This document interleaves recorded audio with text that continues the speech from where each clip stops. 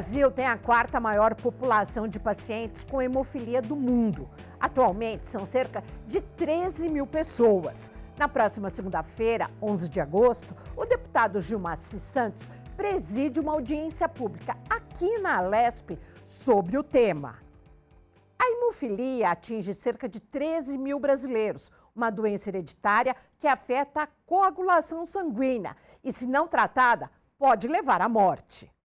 O SUS, Sistema Único de Saúde, oferece o tratamento gratuito. O diagnóstico precoce garante qualidade de vida aos pacientes.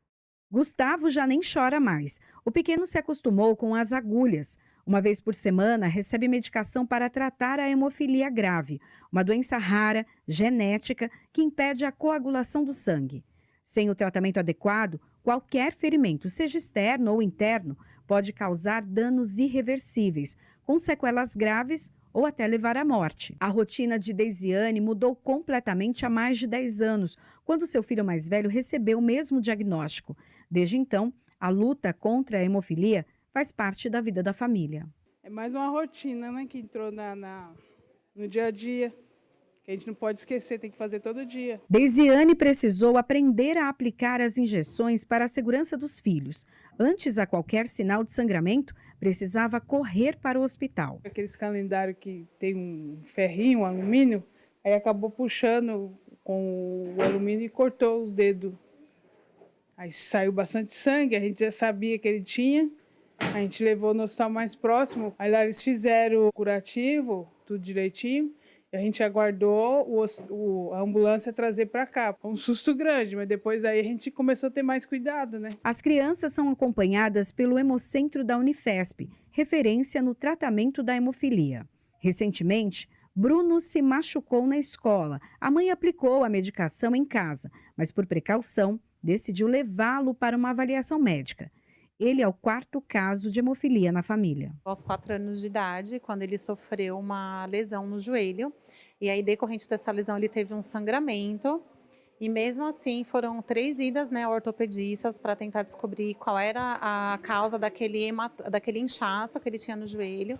E aí, numa quarta tentativa de ir no ortopedista, que veio a suspeita de que poderia ser um sangramento, e daí nós chegamos na suspeita e posterior confirmação ao diagnóstico de hemofilia. A pesquisa Mapeamento da Jornada do Paciente com Hemofilia A e B no Brasil entrevistou 312 pacientes em 15 estados e mostrou que a grande maioria é formada por pessoas do sexo masculino, muitas delas cuidadas pelas mães. A pesquisa também mostra que quase metade desses pacientes recebe por mês menos de 2 salários mínimos. A gente no Brasil tem um programa nacional de coagulopatias. A hemofilia hoje é tratada única e exclusivamente pelo SUS, um programa que banca uma medicação de alto custo e que fornece para o paciente uma vida praticamente normal, com qualidade. Hoje os pacientes saem do Hemocentro com uma sacola cheia do medicamento que previne os sangramentos e garante mais qualidade de vida. Rodolfo tem 37 anos e está medicado desde os 4 meses de idade quando recebeu o diagnóstico de hemofilia. Agora, ele mesmo se aplica a injeção, mas convive com as sequelas de quando teve um sangramento no joelho após uma queda. Eu era pequeno no caso e não tinha essa facilidade que a gente tem hoje de levar medicamento para casa, né? Então você não conseguia ter uma flexibilidade que tem hoje. Então automaticamente, os pessoal que era da minha época, né? Provavelmente 90% tem alguma sequela, ou no braço, ou no joelho, tornozelo, cotovelo. O hemofílico enfrenta desafios de uma vida que requer muitos cuidados no dia a dia, mas o avanço no suporte médico é garantia de qualidade de vida aos pacientes. Só quando eu machuco assim que eu tenho que tomar remédio, mas fora isso, normal. E para falar mais desse assunto, nós temos o prazer de receber aqui nos estúdios do Alesp Cidadania a doutora Cristiane Pinto, hematologista pediátrica do Serviço de Hemofilias e Coagulopatias Hereditárias da Unifesp. Muito obrigada pela sua participação. Obrigada pelo convite, Renata. Recebo também nesse bate-papo hoje que nós teremos sobre hemofilia aqui na Rede Alesp, Mariana Bataza, psicóloga Mariana Bataza, que é presidente da Abrapem, Associação Brasileira de Pessoas com Hemofilias. Muito obrigada. Eu que agradeço pela oportunidade. Doutora Cristiane, hemofilia é uma doença rara? É considerada uma doença rara sim, né? A gente tem dois tipos de hemofilia. A hemofilia A é quando você tem diminuição ou falta do fator 8 da coagulação. E a hemofilia B quando você tem diminuição ou falta do fator 9 da coagulação. Então, quando a gente tem lá o portador de hemofilia A, tem uma incidência de 1 para cada 5.000 meninos que nascem. E a incidência da hemofilia B, um pouco mais rara, é 1 para cada 30.000 meninos que nascem. Então, ela é considerada, assim, uma doença rara. E o tratamento que a gente tem hoje em dia no Brasil, qual é? Então, hoje a gente tem única e exclusivamente para os pacientes sem inibidor, o que a gente chama de concentrado de fator. Então, assim, quando a gente tem hemofilia, falta um dos fatores de coagulação. E o tratamento, até o início, assim, dessa década de 2020, mais ou menos, a gente teria só a reposição do que falta. Então, se falta no sangue, a gente repõe no sangue através de pegando a veia e colocar o fator na veia, né? A partir de 2018, 2020, foram chegando alternativas, porque é muito difícil, em especial nas crianças, onde o bracinho, vocês viram aí do Gustavo, é gordinho, a veinha é difícil de achar. Quem tem filho sabe que na hora de colher exame de sangue é aquela dificuldade, né? Começaram a chegar novas tecnologias que permitem que a gente faça a medicação sem precisar pegar veia, né? Então, vieram os fatores que a gente chama de subcutâneo. Então, o Brasil trouxe esse fator que a gente é um anticorpo monoclonal que simula, ele faz o papel do fator 8, né? Só que ele é subcutâneo, que pode ser aplicado uma vez por semana, ou semana sim, semana não, para o paciente portador de hemofilia A. Essa tecnologia chegou primeiro para o paciente que tem inibidor. O inibidor é um anticorpo que ele cria contra o fator que ele recebe. Cerca de mais ou menos de 30% dos pacientes que têm hemofilia A, quando recebe o fator, faz um anticorpo contra ele, como se ele fosse um invasor, né? E aí esse anticorpo faz com que não tenha resposta à infusão do fator. É uma condição mais grave, então chegou para eles primeiro no nosso programa. Mas agora a gente também acha que os nossos pequenos, que têm aí essa dificuldade de pegar o acesso venoso, também têm um direito ao fator, a possibilidade da medicação subcutânea. Mariana, você é mãe hoje de um jovem já que tem hemofilia. Conta pra gente como é que foi desde o começo e como que é aí o dia a dia de uma cuidadora de uma criança e hoje já de um adulto com hemofilia.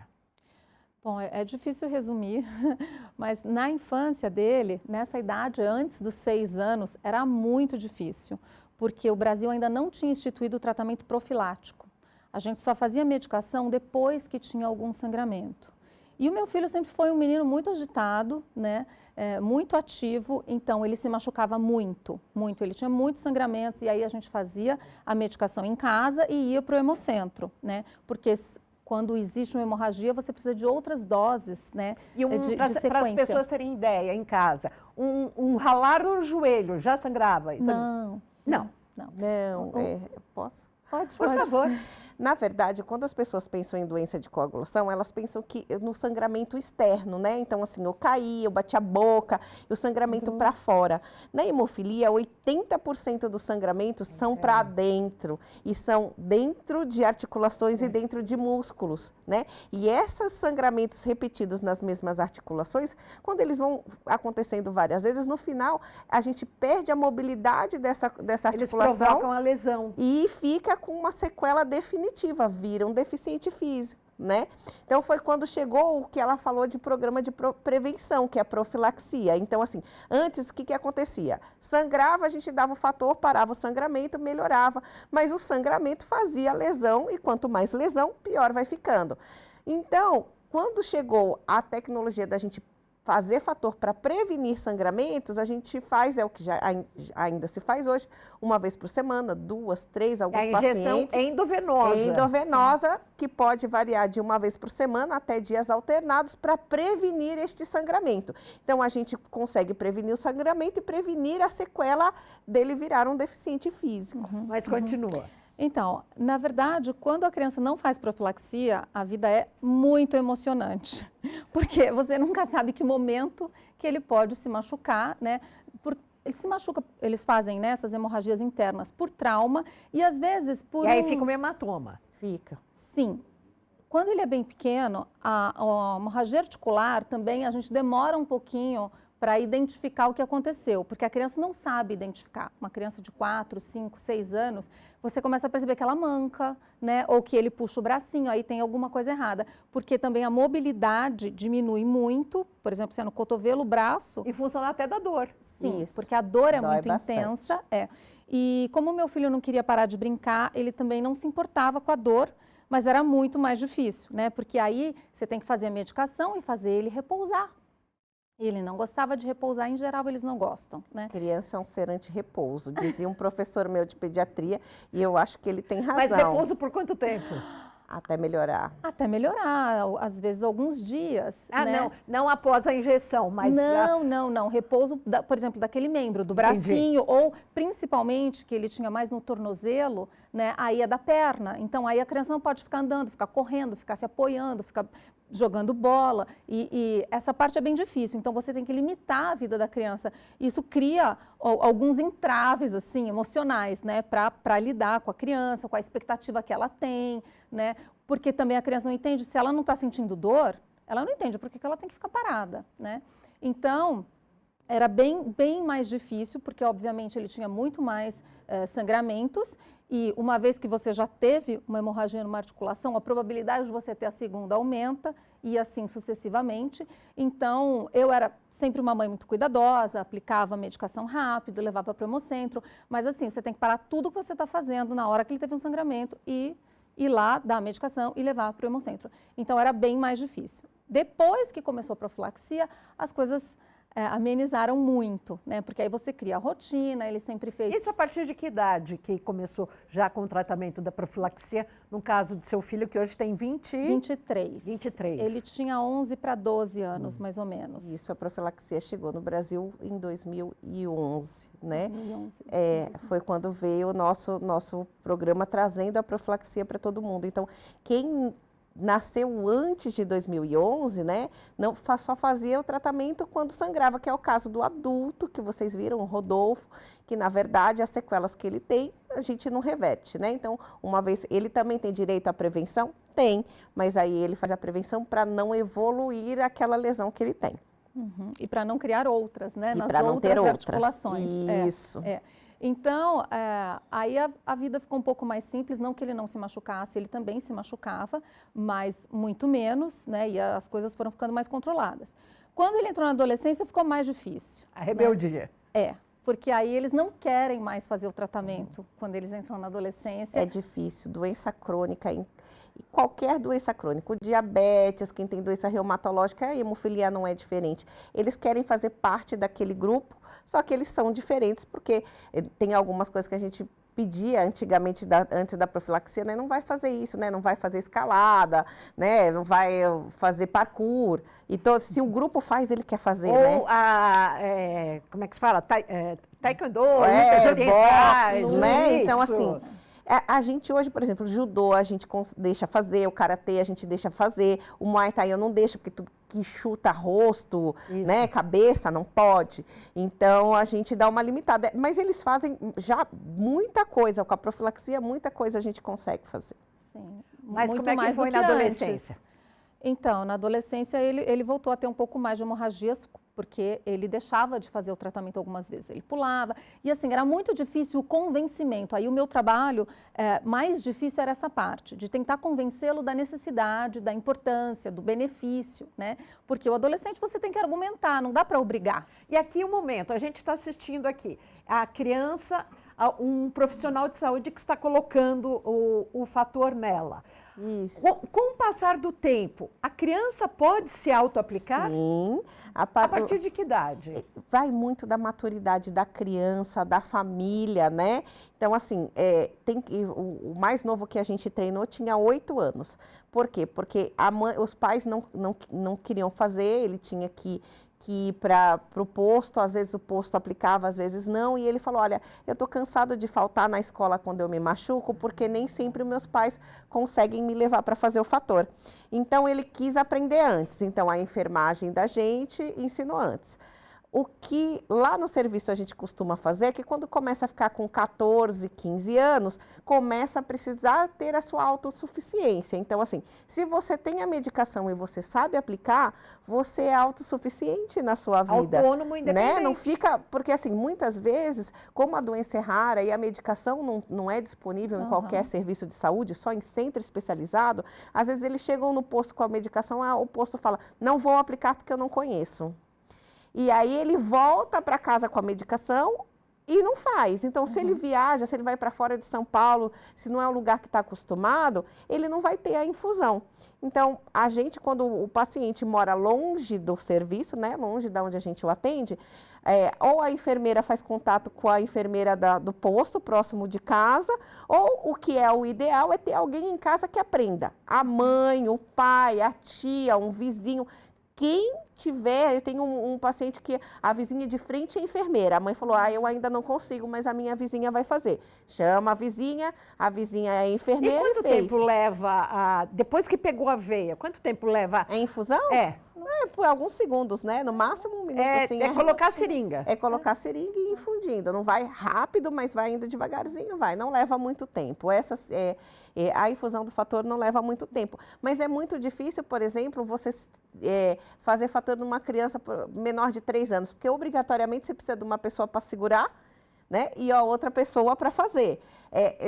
Tem crianças que aprendem rapidinho que o fator a gente ensina, o fator é seu amigo, e que não mexe o bracinho, mas a grande maioria enfrenta a picada como uma agressão, né? Então eles não querem, eles puxam, grita, chora, né? Olha, a gente vai para um rápido intervalo aqui no Alesp Cidadania. Nós estamos falando sobre hemofilia. A gente volta já, inclusive, com uma nova pesquisa da ABAPEM, que é a Associação Brasileira dos Pacientes que têm Hemofilia aqui no Brasil. E lembrando que na próxima segunda-feira, a Alesp realiza uma audiência pública aqui sobre o tema. Em instantes, a gente volta.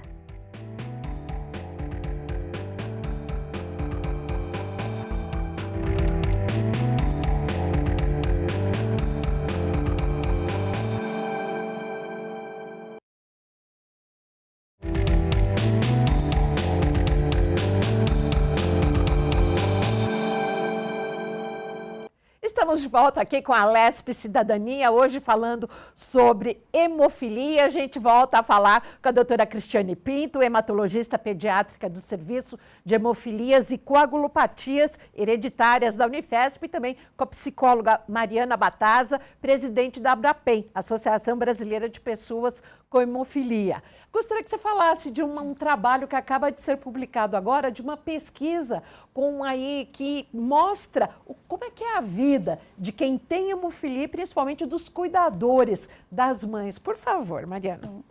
A gente decidiu fazer essa pesquisa porque a gente queria entender quais são os principais desafios e as principais barreiras que os pacientes enfrentam, não só pela hemofilia, mas também pelo tratamento da hemofilia. Qual que é o impacto desse tratamento na vida deles e na vida dos seus cuidadores? E claro que a gente tinha várias hipóteses, né, porque a gente ouve muitos casos dos pacientes que nos procuram, dos médicos, né, que nos contam, mas a gente precisava de uma pesquisa para legitimar aquele dado, né, para ter certeza se aquele dado que nós supunhamos é a realidade. E muitos deles, de fato, são. A gente fez essa pesquisa com 312 pacientes e cuidadores, então tem cuidadores de pacientes menores e maiores de 18 anos e os pacientes todos são maiores de 18 anos. E a gente encontrou dados, de certa forma, surpreendentes. No Brasil todo? No Brasil todo, sim, sim. 15 estados de todas as regiões do Brasil e a gente conseguiu uma proporção de respondentes de cada região muito parecido com a proporção do número de pacientes que mora naquela região do país.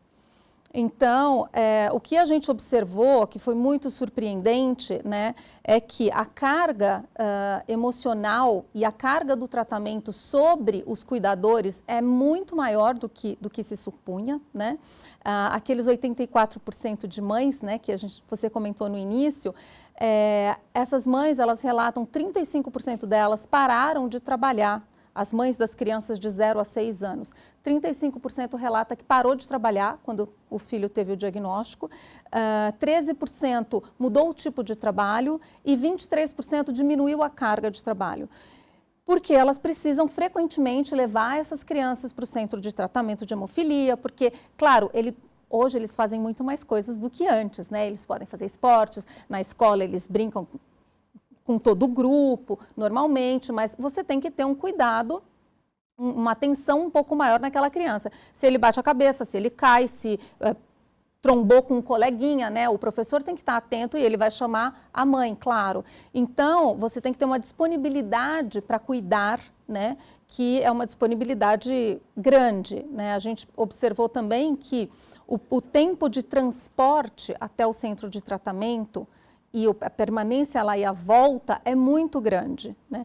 Claro que a gente tem uma média que varia de acordo com o local onde esse paciente mora, se ele mora mais perto ou mais longe do centro de tratamento, mas a média é de 5 horas e 26 minutos. Pensando num país de dimensões continentais ou até mesmo aqui no estado de São Paulo. Exatamente, exatamente. Porque não tem hemocentro em todo... Nós temos 645 municípios, não tem hemocentro em todo município. Não, Renata, mas vale salientar, São Paulo é exemplar, né? Padrão ouro. Padrão ouro, porque quem decide, cada estado decide como dar a sua atenção à hemofilia, né? São Paulo, claro, é o estado com maior número de portadores, nós também somos o estado que maior população tem, então vai ficando aí, né? Nós temos mais população, nós temos mais pacientes, mas também nós temos aí 22 hemocentros que tomam conta dos que são capazes de fornecer atenção, fator para esses pacientes, sendo que a gente tem estado que tem um só.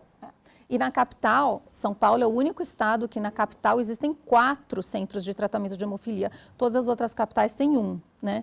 Então, a gente sabe, claro, que essa logística ela é muito mais difícil em pacientes que moram em estados onde tem menos centros de tratamento. Estados principalmente do norte, né? E do centro-oeste, eles têm menos centros de tratamento. O paciente se desloca uma distância muito maior. Então, isso demora muito mais tempo. E realmente, assim... Para famílias, né, que a gente viu que 40% dessas famílias vivem com até 2 salários mínimos, né, esse deslocamento, o custo desse deslocamento pesa no orçamento familiar, né? Sem contar que o paciente adulto, quando ele vai, normalmente, um paciente adulto supostamente, né, está trabalhando. Essa é a proposta do tratamento, né? Que ele tenha uma qualidade de vida, que ele possa trabalhar, que ele não tenha sequelas articulares e tudo mais. E aí ele tem que faltar no emprego uma vez por mês para se deslocar durante 5, 6, 7 horas, né, ou mais. No estado do Pará, existem pacientes que se deslocam por 10, 12 horas. Para chegar a um centro de tratamento. Em muitos locais deve ser de barco também, né? Sim, de barco. Viajam às vezes alguns dias de barco para chegar. Em alguns lugares a casa não tem luz e o fator fica armazenado na geladeira. A validade do medicamento é muito curta? Por volta de 2 anos. Mas a gente precisa, a maior parte dos nossos fatores de coagulação precisam ficar armazenados sobre refrigeração. E em alguns lugares do Brasil a gente ainda não tem energia elétrica. Por exemplo, nos estados do norte, a gente tem portadores de hemofilia que são de aldeias indígenas e nem sempre lá você tem luz. Então, esses fatores ficam armazenados dentro de uma unidade de saúde, que nem sempre é tão próximo da casa do paciente. Em relação à pesquisa, detalha mais para a gente. Então... E a doutora vai comentando também, que está excelente esse papo. Ainda falando, né, das cuidadoras, o impacto emocional na vida desses cuidadores é muito grande, né, porque mais de 60% das cuidadoras das crianças menores dizem que elas se preocupam, elas têm uma preocupação e um estresse constante com a criança. Como você tinha com seu filho, né? Sim, porque você sempre fica alerta. Será que ele vai se machucar? Então, hoje, por exemplo, eu tenho... Você vai na casa do coleguinha. Isso. Se vai na festinha. Na festinha era... Quando eu comecei na hemofilia, eu cheguei um pouco antes da gente começar a profilaxia, né? Ter a profilaxia. E a gente já lá no serviço fazia a profilaxia da festa. Porque a gente teve uma mãe de um paciente que falou, eu não vou levar ele mais nas festas, porque eu vou nas festas, eu não quero deixar ele brincar. E ele fica agressivo, ele me bate, ele chora. Falei, mas até eu, se fosse numa festa cheia de brinquedo, também não ia gostar de não poder ir em nada. Então, a gente já combinava, hoje é dia de festa, então hoje é dia de profilaxia. E eles adoravam. Esse dia era o dia que recebia fator sem chorar. Então, porque você chega, recebe o seu fator e recebendo o fator você pode brincar. Ai, que delícia, que pena que meu filho não tinha isso. Uma vez eu escondi um convite de uma festinha de aniversário e era de um coleguinha da escola. E aí, depois de uns dias, ele veio, mãe, foi a festa do fulaninho, por que eu não fui? E aí eu fiz uma desentendida. Ai, filho, eu não me lembro. Já passou. Eu não vi o convite, eu não me lembro de ter recebido. Mãe, o convite estava na agenda, lembra? Ele lembrava até qual era o herói do convite. Isso a gente já não precisa fazer mais, né? Hoje a gente tem a possibilidade de fazer o fator e mandar para a escola, para a festa, o que for. Hoje a gente treina as mães ou alguém, né? O pai. Às vezes eu tenho famílias que o pai e a mãe sabem fazer o fator. Isso é fantástico, que a gente pode proporcionar, né? Mas eu também acho que, na medida da evolução do tratamento, a gente também pode evoluir. O Brasil é uma referência no tratamento. Nós somos o 4º país em população, mas nós somos o único que oferece atenção igual a todos, num país, como você mesmo disse, Renata, de extensão continental. Então, assim, nos outros países, nem sempre tem o tratamento de prevenção, que é a profilaxia. Tem alguns países, como os Estados Unidos, que depende de você ter como se fosse um plano de saúde, né, um seguro saúde, e aqui não. O nosso programa é um programa nacional que oferece os mesmos medicamentos para todos os estados, né? E aí, cada estado decide como que se organiza para que essa medicação e essa atenção ao paciente vá chegar, né? A gente tem aí a sorte de estar num estado com uma consciência de que quanto mais equipes eu tenho para tratar esse paciente, melhor ele vai ser cuidado, né? Então, a gente tem essa vantagem em São Paulo. Acho que uma dos pilares importantes do SUS, né, essa questão da universalidade. Então, o protocolo é o mesmo, a compra é centralizada e é distribuída para todos os pacientes em todos os estados, mas ainda assim, né, a gente não consegue dirimir as desigualdades regionais, né? Então, a primeira dificuldade começa justamente no número de centros de tratamento e a distância que esse paciente mora, né? A segunda dificuldade é se aquele centro de tratamento tem todos os profissionais da equipe multidisciplinar ou não. Tem que ser multidisciplinar, né? Eu estava lendo. Preferencialmente, né? A gente pede para que tenha. Nem sempre o centro tem tudo o que precisa, mas você precisa ter para onde direcionar. Por exemplo, lá na Unifesp, a gente sempre teve assistente social dentro do serviço. Recentemente, por uma desestruturação, uma reestruturação da própria Unifesp, foi retirada a assistente social de dentro do Hemocentro. Mas eu tenho uma assistente social que eu possa referenciar dentro de um núcleo, tá? Então, assim, eu posso não ter Então, tem o hematologista... O enfermeiro, fisioterapeuta, psicólogo, assistente social, dentista, farmacêutico. O médico, o enfermeiro e o farmacêutico são essenciais, né? Porque a gente precisa medicar e distribuir a medicação. E, por exemplo, eu não tenho dentista dentro do Hemocentro, mas eu tenho para onde referenciar. Eu tenho fisioterapeuta dentro do Hemocentro. Então, eu tenho, mas, por exemplo, a gente tem a Associação Estadual dos Pacientes, que é próximo do Hemocentro. E lá tem uma equipe de fisioterapia que atende o paciente. Então, eu também posso, se o horário do meu fisioterapeuta não contempla, eu também posso referenciar para esta equipe. Agora, pensando ainda no seu filho, a gente falou dele adolescente, crescendo, e nas atividades físicas, como é que faz? Hoje em dia, já tem, a gente estava até falando antes de vários esportes, mas hoje em dia eles já conseguem desenvolver a maioria dos esportes, como é que funciona? Sim, depende, né, do paciente, da quantidade de lesão que ele tem ou não. Meu filho, graças a Deus, ele tem uma pequena lesão no tornozelo que não interfere em nada na vida dele, né? Apesar de ter tido sangramentos articulares, como a gente sempre cuidou muito rapidamente, né, e adequadamente, então ele não desenvolveu muitas lesões, ele faz praticamente tudo que ele quer. Ele adora ir no paintball, jogar futebol, tocar bateria e, claro, desde que ele faça a profilaxia. Mas quando ele tinha 12, 13 anos, era fácil.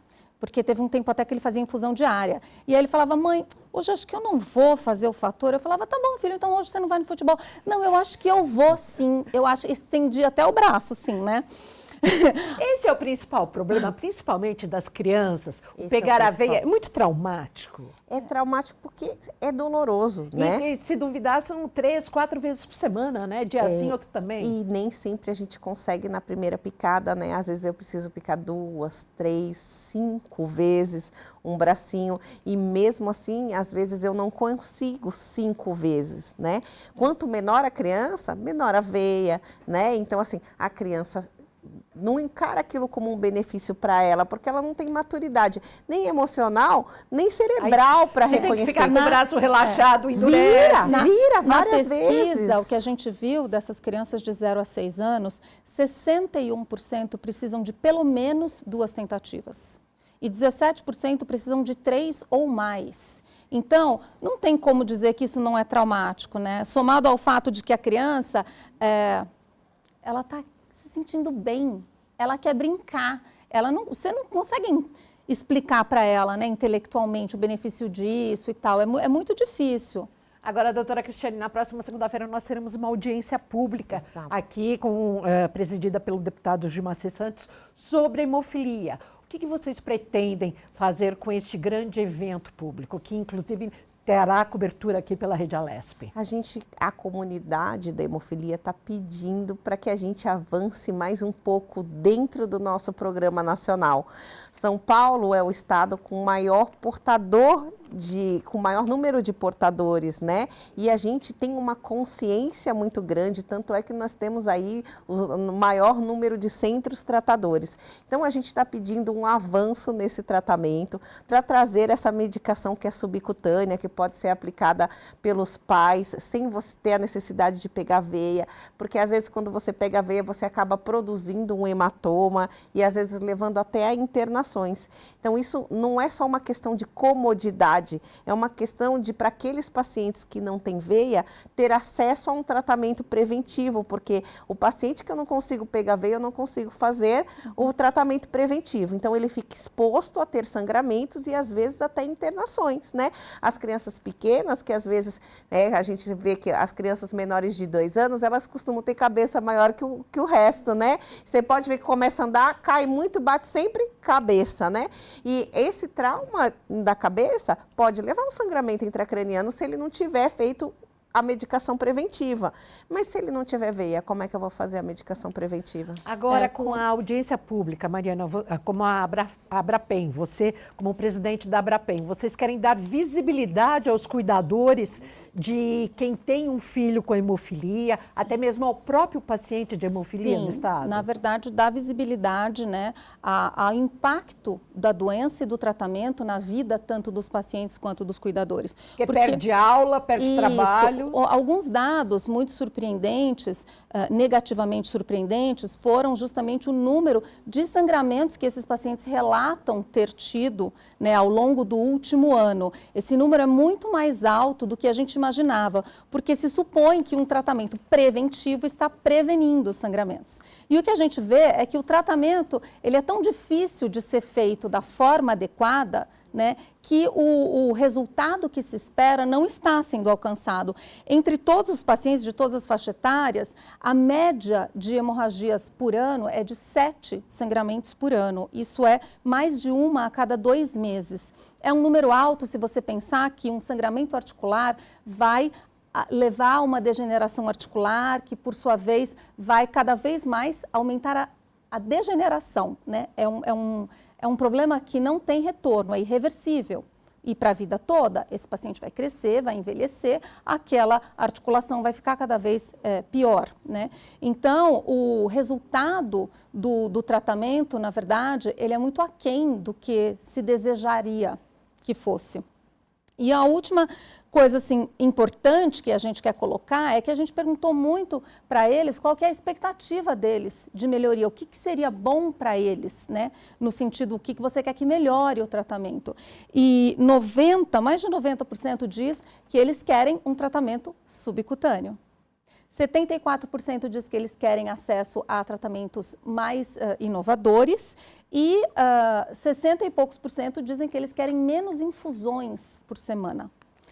Esse tratamento, por exemplo, do emicizumab, ele consegue abarcar tudo isso. E é sobre isso que a gente volta a falar daqui a pouco aqui no Alesp Cidadania, sobre as novidades, o que a gente tem aí de up-to-date nos tratamentos de hemofilia pelo mundo, inclusive de um congresso que a doutora e a Mariana também estiveram agora no mês passado em Washington, nos Estados Unidos. É rapidinho, fique ligado, Alesp Cidadania volta em instantes.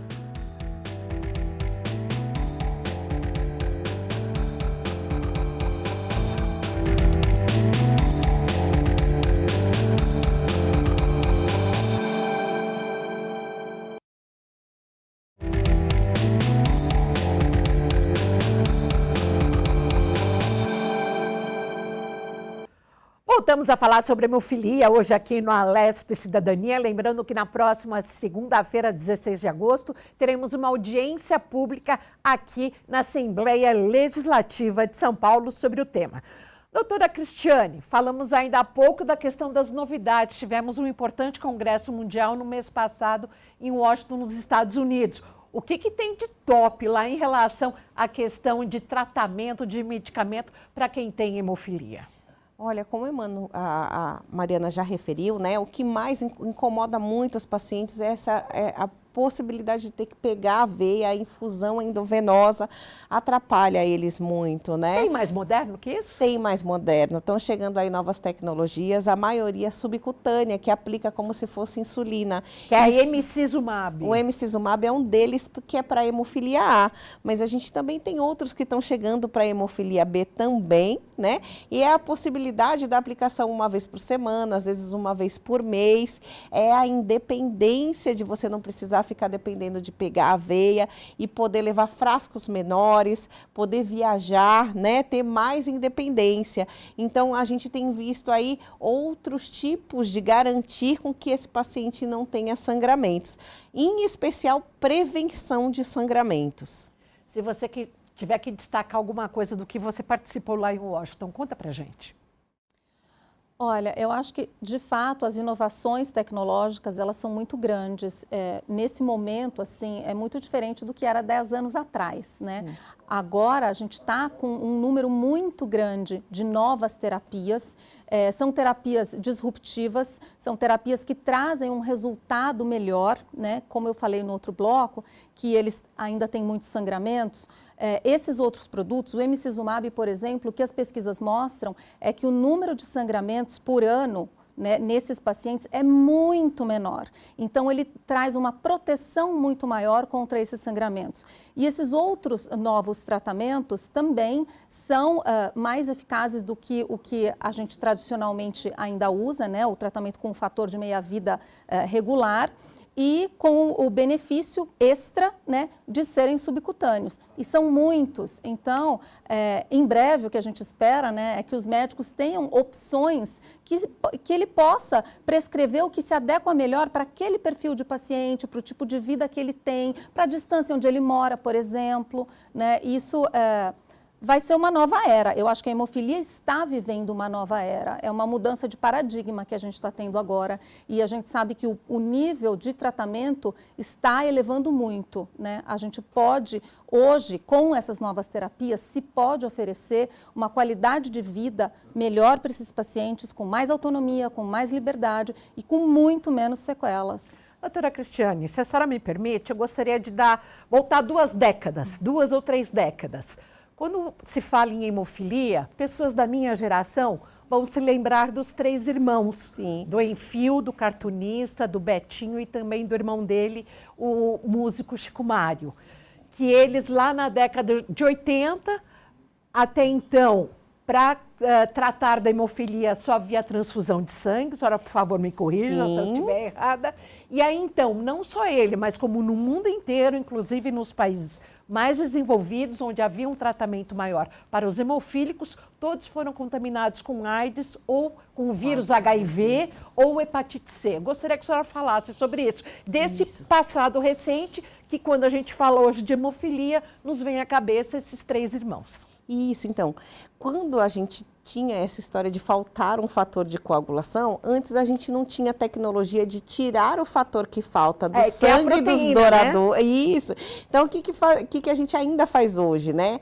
É que a gente ainda tem fator derivado de plasma. Eu tiro do doador, né? Aquele sangue que o doador faz, eu separo o plasma, e do plasma eu tiro só o fator. Então, eu tiro o fator 8, eu tiro o fator 9, eu tiro o fator 13 e coloco ele lá bonitinho. O meu paciente que tem hemofilia A, que precisa do fator 8, vai lá, reconstitui o fator e faz endovenoso. Então, na época na década de 80, a gente estava começando a ter fator, sim. A gente tinha poucos lugares que tinham fator, não tinha um programa nacional, então o estado que tinha dinheiro para comprar, comprava um pouco, fornecia um pouco, o estado que não tinha, às vezes o paciente ia atrás do lugar que tinha, mas ninguém tinha essa preocupação de purificar, principalmente em relação aos vírus. Foi quando chegou o HIV, né?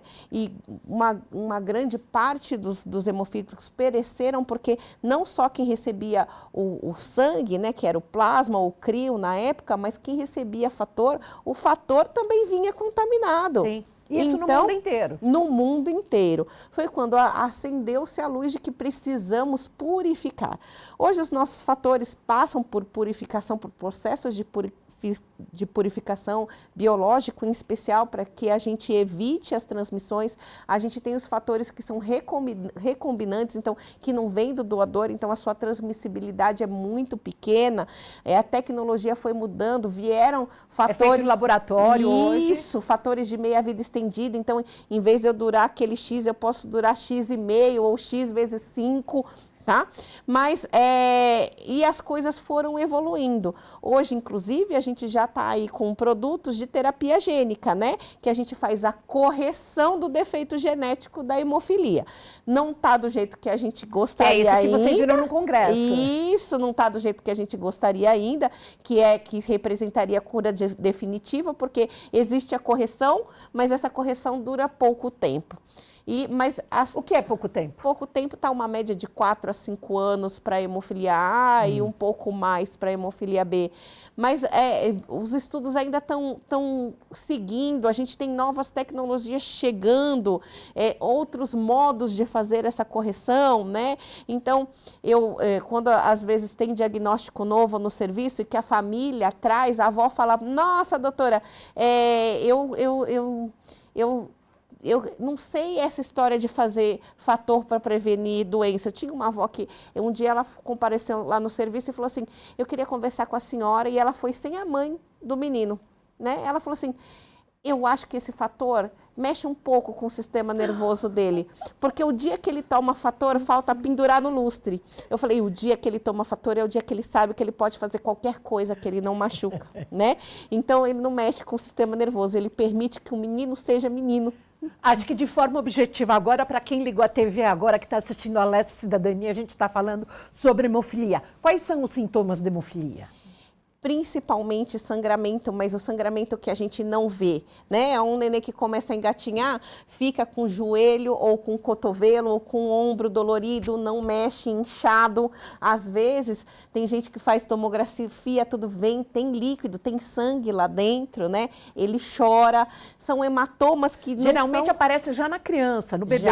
Quando começa a engatinhar já aparece, né? Então, hematomas que são desproporcionais. Moleque faz hematoma mesmo, mas nas costas, aqui quando a gente tem criança ou que vai pegar... Ou a criança evita engatinhar porque já está doendo, não sabe falar. Vai morder um brinquedinho, faz um buraquinho de nada, fica 3 dias sangrando. Tem criança que sangra, que faz hematoma na perna quando vai fazer a vacina. Tem criança que sangra no pezinho quando vai fazer o teste do pezinho. Então, são sangramentos que não são normais, né? Então, aparece hematoma muito roxo, em especial dentro de articulações e dentro de músculos, mas quando eles têm pequenos traumas que faz, igual falei, machucadinho de boca, são machucadinhos que ficam sangrando por mais tempo que o habitual. Mariane, a rede de saúde está preparada para constatar isso numa primeira consulta, numa segunda? Porque pela pesquisa você disse que são 5 meses, não é muito tempo? Olha, considerando com uma doença grave, Não E é doença muito, rara? Uma doença rara, desculpa. Não é muito tempo, 5 meses, para o período diagnóstico, porque também o diagnóstico não é feito normalmente pelo primeiro médico, né? O pediatra, usualmente, ele tem que suspeitar da hemofilia e encaminhar para o hematologista. Alguns, por equivocadamente, em vez de mandarem para o hematologista, acham que é um problema articular, mandam para o ortopedista. E isso faz com que o tempo se estenda, né? Mas como 70% dos casos são hereditários, né? A mãe que tem um irmão, ou um pai, um avô, um tio, ela em algum momento vai comentar aquilo, né? E isso, obviamente, é o start para o médico suspeitar que é um problema hematológico e mandar para o hematologista. E existe, como no diabetes, você faz o teste de glicemia e já aponta se você tem ou não? Como é que se constata a hemofilia? Você faz um teste de coagulação, que é um teste que pode ser feito, por exemplo, da UBS ou em pronto-socorro, faz um coagulograma, aí ele vai vir com das fases do coagulograma, que é o TTPA, né, o TTPA que a gente chama. Ele vem alargado e aí você vai ser encaminhado para um lugar onde você possa quantificar o fator. Tá? Importante dizer que, como 70% vem hereditário, quando nasce o menino, como você já tem, a gente acaba tratando a família. Então, ela chega e fala, doutora, nasceu o filho da minha sobrinha, que dia que eu posso trazer para dosar? Isso a gente faz e a gente acaba fazendo o diagnóstico precoce. Eu acho que hoje o nosso calcanhar de Aquiles é aquele paciente novo. 30% dos casos são novas mutações, que pode ser mutação naquele menino ou mutação na mãe, mas a mãe não tem sintoma e ela transmite essa mutação para o menino e ele nasce com hemofilia. Então, uma família que nunca teve nenhum caso de hemofilia pode gerar um filho que tem? Pode gerar um filho que tem. Porque 30% dos casos são autoimunes, como por exemplo. Não, são novos, são né? Novos. É uma nova mutação. Uma nova mutação. Mutação genética, e sim. Essas crianças que não estão diagnosticadas são as que mais correm risco.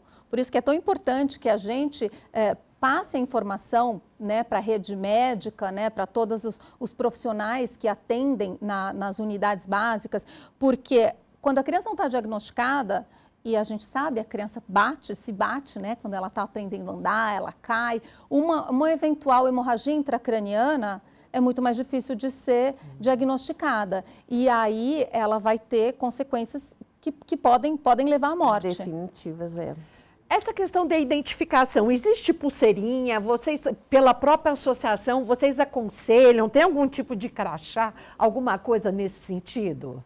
A gente tem uma carteirinha. E também existe o estigma, né? A questão do tratamento da criança que não quer ficar tomando, desculpa até cruzar um pouco os assuntos, mas a questão do endovenoso, de que, aí ó, que a gente está vendo aí, a criança que tem que tomar, pegar a veia para tomar injeção, tudo. Existe esse estigma em torno da criança numa escola, tudo?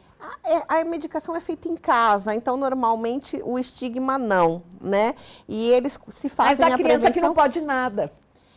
Mas isso é uma questão de educação da família, porque se ela toma a medicação, ela pode, né? Então é educar a família, o ambiente. Se ela toma a medicação, ela pode. E ela tem que aprender também que se ela cair, bater, machucar, ela tem que falar.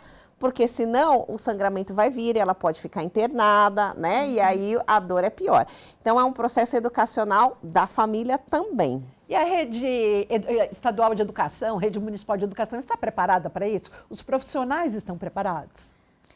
O desconhecimento é muito grande? O desconhecimento é grande, porque doenças raras, né, são cerca de 7 mil no mundo. Nem mesmo os profissionais de saúde conhecem todas as doenças raras. Aqui no Brasil são 13 mil pessoas. A gente não pode ter a expectativa de que os professores conheçam, né? E aí, então, que a gente fala justamente da responsabilidade da família, de levar a informação para as pessoas que convivem com aquela criança e, obviamente, para os educadores, para os professores e todos aqueles que estão em torno da criança. Eles têm que saber o que fazer, em que momento que eles vão ligar para a mãe, né? Se a criança caiu, bateu a cabeça, se ela trombou, ela está chorando muito. A pessoa, o adulto que está no entorno, tem que estar atento, né, e tomar a medida correta, que é chamar o pai, né, a mãe, enfim. E os hemocentros também fazem essa parte educacional. Envia material educativo, faz, às vezes, a gente lá no Hemocentro da Unifesp teve época que a gente fazia reunião com os professores, né? Então, olha, se você quer saber alguma coisa, venha, né? A gente te ensina, a gente manda material educativo, manda a cartinha dizendo, manda o que fazer, né? Os pacientes que frequentam escola privada, às vezes eles pedem, pode fazer uma reunião virtual? Fazemos, sabe? Então, isso tudo tá junto, é um combo, vem tudo junto. Mas é uma linha tênue essa questão de o quanto você libera e o quanto você segura. Isso é difícil para a família, é difícil para quem está no entorno, né? Mesmo, por exemplo, aconteceu com o meu filho há vários anos atrás, ele fazia o tratamento preventivo e a escola não quis me receber, somente uma coordenadora que me recebeu, eu não sei se ela passou internamente a informação corretamente, e meu filho foi colocado numa aula de circo, ele deu um mortal e caiu fora do trampolim e quebrou a perna, né? Então, assim, você não coloca uma criança a um risco desse tamanho sem autorização da família, né? E, teoricamente, era uma escola que sabia que o meu filho tinha hemofilia grave. Então, esse tipo de coisa, infelizmente, ainda acontece. O caso dele não é único, né? Porque a pessoa que recebe a informação, ela tem que estar atenta, né, para a informação, porque você não pode restringir a criança de tudo, mas você também tem que ter bom senso. Doutora, eu gostaria que a senhora fizesse um chamamento aqui para consulta pública que nós teremos da nova medicação Emicizumab, que é uma medicação que é aplicada como insulina, não é endovenosa, pode dar na barriga, na perna, no braço. Por favor. E deixar o paciente sem risco de sangramento, né? A gente espera aí que nos próximos 30 dias exista uma consulta pública. O que é uma consulta pública? Toda vez que uma medicação tem a possibilidade de ser internalizada, ou seja, vai ser colocada dentro do rol de fornecimento pelo nosso sistema de saúde, existe uma consulta. O governo pergunta para a população, para os pacientes, para os médicos, para todos que estão envolvidos, o que eles acham da incorporação daquela nova tecnologia como medicação, né? Então, quando o poder legislativo abre para a gente a possibilidade de participar. E hoje, a gente espera que nos próximos 30 dias abra essa consulta pública para que essa medicação seja incorporada para os pacientes portadores de hemofilia grave. E vocês duas estarão aqui na próxima segunda-feira participando da audiência pública na LESP sobre hemofilia. Sim. Eu só queria complementar em relação à consulta pública. É importante que as pessoas saibam que essa consulta pública já houve uma reunião do comitê, que é o Comitê de Incorporação de Tecnologias, e eles deram um parecer desfavorável para a incorporação dessa tecnologia. Então, quando essa consulta pública for aberta, a gente vai fazer muitos chamados nas nossas redes sociais, a gente vai divulgar qual que é o link, como participa, como você faz. É importante que as pessoas, os familiares, os profissionais de saúde entrem, né, e descrevam ali a experiência deles e o porquê eles acham que é importante ou não, né? Não é uma votação, é uma justificativa do porquê. Neste LESP Cidadania, nós agradecemos muito a participação hoje da doutora Cristiane Pinto. Eu agradeço. Muito obrigada. E segunda-feira a senhora estará aqui na LESP, inclusive voltará a conversar com os nossos repórteres que estarão cobrindo a audiência pública. Muito obrigada também, Mariana Bataza. Eu que agradeço a oportunidade. Hoje nós aprendemos bastante sobre hemofilia. Você nos acompanha pela Rede Alesp e também em nosso YouTube. Muito obrigada pela sua audiência. A Alesp Cidadania fica por aqui.